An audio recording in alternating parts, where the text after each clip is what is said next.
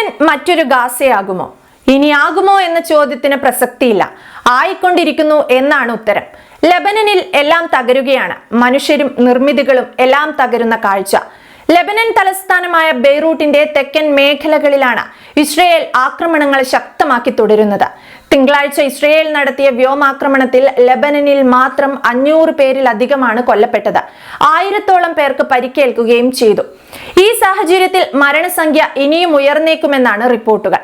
Israel ലെബനനിൽ നടത്തിയ കൂട്ടക്കുരുതിക്കെതിരെ വ്യാപക വിമർശനം ഇതിനോടകം ഉയർന്നിട്ടുണ്ട്.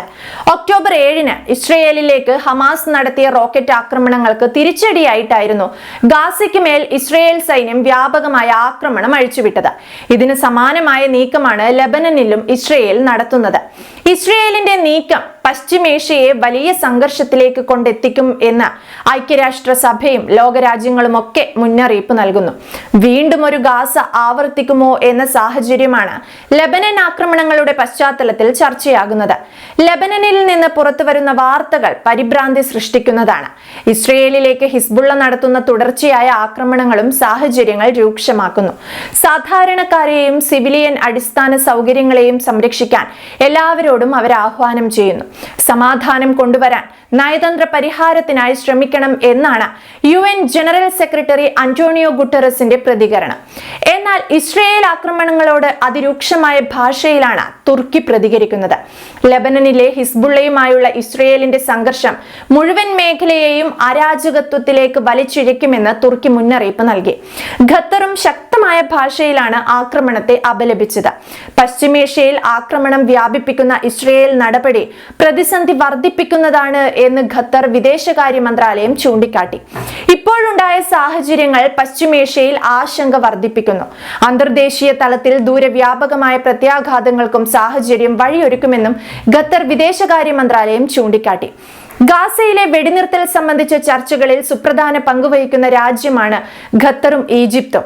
ഇരു രാഷ്ട്രങ്ങളും ഇതിനോടകം ലെബനൻ ആക്രമണങ്ങളെ അപലപിച്ച് രംഗത്തെത്തി. ഇസ്രയേൽ നടപടി ലെബനന്റെ പരമാധികാരത്തിലേക്കുള്ള കടന്നുകയറ്റമാണ് എന്നാണ് ഈജിപ്ത് വിഷയത്തിലെടുക്കുന്ന നിലപാട്. ഈ സാഹചര്യം ഹമാസും തമ്മിലുള്ള ചർച്ചകൾക്ക് US-നൊപ്പം ഇടപെടൽ നടത്തുന്ന ഈജിപ്തിന്റെയും ഖത്തറിന്റെയും നിലപാടുകളിൽ മാറ്റമുണ്ടാക്കുമോ എന്നതും വിലയിരുത്തേണ്ട വസ്തുതയാണ്. ഇസ്രയേൽ ആക്രമണം കടുപ്പിച്ചതോടെ ജീവൻ സംരക്ഷിക്കാനുള്ള നെട്ടോട്ടത്തിലാണ് ലെബനൻ ജനത. ലെബനൻ മേഖലകളിൽ ജനങ്ങൾ ആകെ ആശങ്കയിലാണ്. വലിയൊരു വിഭാഗം ഇതിനോടകം തന്നെ നാടും വീടും വിട്ടിറങ്ങിക്കഴിഞ്ഞു. സമീപത്തെ സ്കൂളുകളിലും മറ്റും കുട്ടികളെയും കൂട്ടി അഭയം തേടിയിരിക്കുകയാണ് ലെബനൻ ജനത.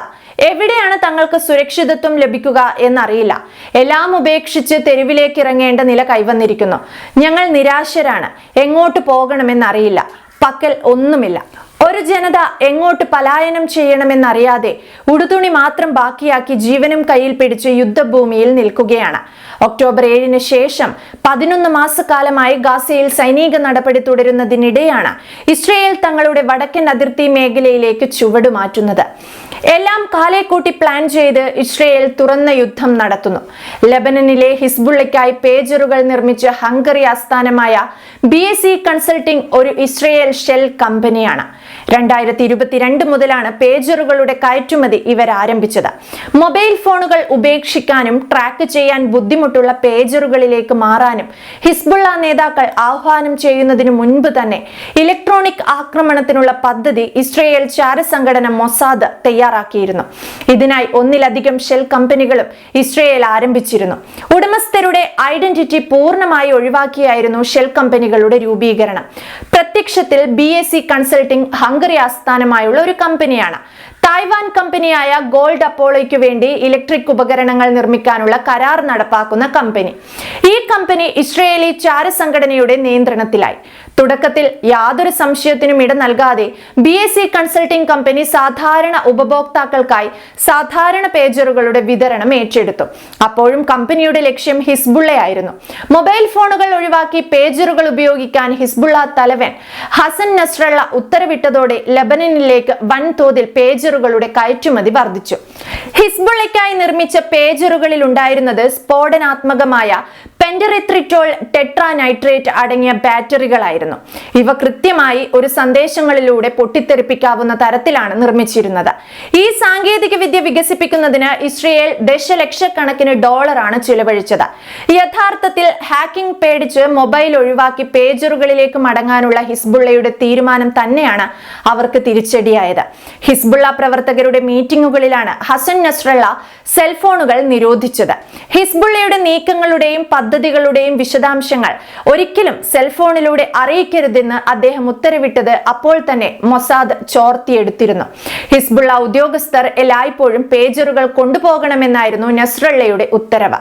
യുദ്ധമുണ്ടായാൽ പ്രവർത്തകരോട് എവിടേക്കാണ് പോകേണ്ടതെന്ന് അറിയിക്കാൻ പേജറുകൾ ഉപയോഗിക്കണമെന്നും നസ്രള്ള ഉത്തരവിട്ടിരുന്നു. ഒക്ടോബർ 7-ന് ഗാസയിൽ ഇസ്രയേൽ ആക്രമണം ആരംഭിച്ച സമയത്താണ് തങ്ങളുടെ അംഗങ്ങളോട് ഹിസ്ബുള്ള ആക്രമണ സാധ്യതയുള്ളതിനാൽ മൊബൈൽ ഫോണുകൾ ഉപയോഗിക്കരുതെന്നും പകരം ആശയവിനിമയത്തിനായി പേജറുകൾ ഉപയോഗിക്കാമെന്നും നിർദ്ദേശിക്കുന്നതെന്നാണ് BBC ഉൾപ്പെടെയുള്ള അന്താരാഷ്ട്ര മാധ്യമങ്ങൾ റിപ്പോർട്ട് ചെയ്യുന്നത്.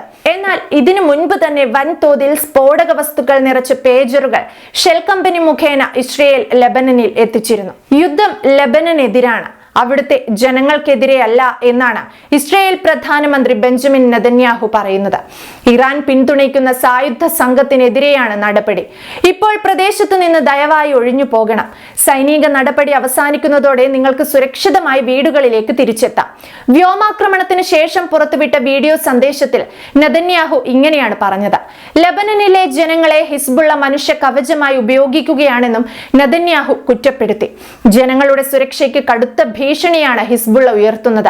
നിങ്ങളുടെ വീട്ടിലെ മുറികളിലും ഗ്യാരേജിലും അവർ മിസൈലുകളും റോക്കറ്റുകളും വയ്ക്കുന്നു. നിങ്ങളുടെയും നിങ്ങളുടെ പ്രിയപ്പെട്ടവരുടെയും ജീവിതത്തിൽ കൈകടത്താൻ ഹിസ്ബുള്ളയെ അനുവദിക്കരുതെന്നും വീഡിയോ സന്ദേശത്തിൽ നെതന്യാഹു മുന്നറിയിപ്പ് നൽകിയിട്ടുണ്ട്. വീഡിയോയ്ക്ക് പുറമെ വീടുകളിൽ സൂക്ഷിച്ച ദീർഘദൂര മിസൈലുകൾ ഉൾപ്പെടെയുള്ള ഹിസ്ബുള്ളയുടെ ആയുധ ശേഖരമെന്ന് അവകാശപ്പെടുന്ന ചിത്രങ്ങളും ഇസ്രയേൽ പുറത്തുവിട്ടു. ഹൈഡ്രോളിക് സംവിധാനത്തിനു മേലാണ് മിസൈലുകൾ ഘടിപ്പിച്ചിരിക്കുന്നത്. ഇസ്രയേലിലെ ജനവാസ കേന്ദ്രങ്ങളെ ലക്ഷ്യമിടുന്ന ഈ മിസൈലുകൾ ഏത് നിമിഷവും തൊടുത്തുവിടാവുന്ന തരത്തിലുള്ളതാണെന്നും IDF പറയുന്നു. ലോങ് റേഞ്ച് ക്രൂയിസ് മിസൈലുകളും ഭാരമേറിയ റോക്കറ്റുകളും ആളില്ലാ വിമാനങ്ങളും ഉൾപ്പെടെ സൂക്ഷിച്ച 1300 കേന്ദ്രങ്ങളിൽ ഒന്നിലെ മാത്രം റോക്കറ്റാണിത്. ലെബനനിലെ ഈ കേന്ദ്രമാണ് ഞങ്ങൾ കഴിഞ്ഞ ദിവസം തകർത്തത്. ഇസ്രയേലിലുടനീളം സാരമായ നാശനഷ്ടമുണ്ടാക്കാൻ ശേഷിയുള്ള ആയുധങ്ങളാണിവ. IDF പറയുന്നത് ഇങ്ങനെയാണ്. ദക്ഷിണ ലെബനനിലെ ഗ്രാമങ്ങളിലുള്ള സാധാരണക്കാരുടെ വീടുകളുടെ മേൽക്കൂരയ്ക്ക് കീഴിൽ ഒളിപ്പിച്ചു വച്ചിരിക്കുന്ന ദീർഘദൂര റോക്കറ്റുകളും ഇസ്രയേൽ പുറത്തുവിട്ട വീഡിയോ ദൃശ്യങ്ങളിൽ കാണാം. മാത്രമല്ല മറ്റൊരു വീഡിയോയും പുറത്തു വന്നിട്ടുണ്ട്. ഇസ്രയേലിലെ ദേശീയ പാതകളെ ലക്ഷ്യമാക്കിയാണ് ഹിസ്ബുള്ളയുടെ മിസൈൽ വർഷം തുടരുന്നത്.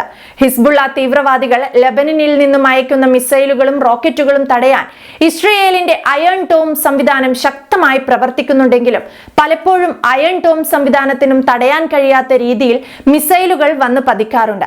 സോഷ്യൽ മീഡിയ എക്സിൽ പോസ്റ്റ് ചെയ്ത ഒരു വീഡിയോയിൽ വാഹനങ്ങൾ കടന്നു പോകുന്ന പാതയിൽ മിസൈലുകൾ പൊട്ടിച്ചിതറുന്നതും ഈ കാഴ്ച കണ്ട് ഡ്രൈവർമാർ മറ്റു വഴികളിലൂടെ പോകുന്നതും കാണാം. വലിയൊരു ശബ്ദത്തോടെ മിസൈലുകൾ പതിക്കുന്നതിന്റെയും വലിയ തോതിൽ പുക ഉയരുന്നതിന്റെയും ദൃശ്യങ്ങൾ ഇതിലുണ്ട്.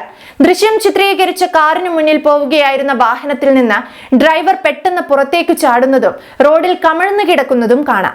ഇന്നലെ ഹിസ്ബുള്ള തീവ്രവാദികൾ ആയുധങ്ങൾ സൂക്ഷിക്കുന്നതിനായി ഉപയോഗിച്ചിരുന്ന വീടുകളുടെ ഉടമകളോട് എത്രയും വേഗം വീട് വിട്ടു പോകാൻ ഇസ്രയേൽ സൈന്യം ആവശ്യപ്പെട്ടിരുന്നു.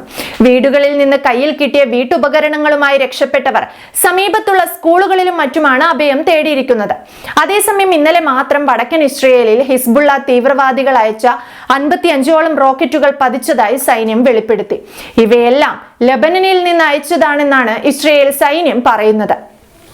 അതിർത്തി മേഖലയിൽ ഹിസ്ബുള്ള കേന്ദ്രങ്ങൾക്ക് നേരെ ഇസ്രയേൽ ശക്തമായ ആക്രമണമാണ് നടത്തിയത്. ഇസ്രയേലിലേക്ക് ഹിസ്ബുള്ള റോക്കറ്റ് അയക്കുന്ന കേന്ദ്രവും ഇസ്രയേൽ ആക്രമിച്ചു തകർത്തു. ഹിസ്ബുള്ളയുടെ ടാങ്കുകളും കവചിത വാഹനങ്ങളും എല്ലാം ആക്രമണത്തിൽ തവിടുപൊടിയായിട്ടുണ്ട്.